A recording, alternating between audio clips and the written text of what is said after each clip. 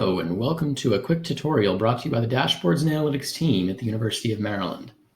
In this tutorial, I'm going to show you how to set a favorite dashboard or several favorite dashboards so that you can quickly access them from within the Open Dashboards menu. First, head on over to a dashboard that you would like to favorite.